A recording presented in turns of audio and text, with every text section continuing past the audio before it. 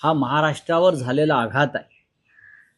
अजितदादांसारखा उमदा नेता ज्या पद्धतीनं अपघातामध्ये आम्हाला सोडून गेला, त्यानंतर या सगळ्या विषयावर महाराष्ट्राची जनता अत्यंत गांभीर्याने पाहते आणि इतर नेतेसुद्धा अशा पद्धतीनं जे घाईघाईनं प्रवास करतात बरं का, ते सुद्धा चिंतेत आहेत.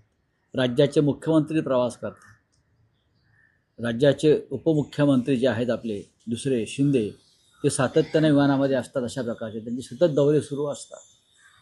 साताराला जातात, दिल्लीत जातात, विमानाशिवाय फिरत नाहीत आमचे राजकारणी. त्याच्यामुळे आता हा जो विषय आहे हा अत्यंत गांभीर्याने घेणं गरजेचं आहे. काल स्वतः उद्धव ठाकरे, आदित्य ठाकरे हे रात्री उशिरा बारामतीमध्ये पोहोचले. हे सांगतो तुम्हाला. मुंबईतून ते रस्त्याच्या मार्गाने बारामतीत पोहोचले मध्यरात्रीनंतर आणि त्यांनी पवार कुटुंबियांची विद्याप्रतिष्ठानमध्ये जाऊन भेट घेतली, सांत्वन केलं. आताही ते पुण्यातच आहेत पक्षप्रमुख. मला वाटतं मनसे प्रमुख, महाराष्ट्र नवनिर्माण सेनेचे प्रमुख राज ठाकरेसुद्धा बारामतीमध्येच आहेत.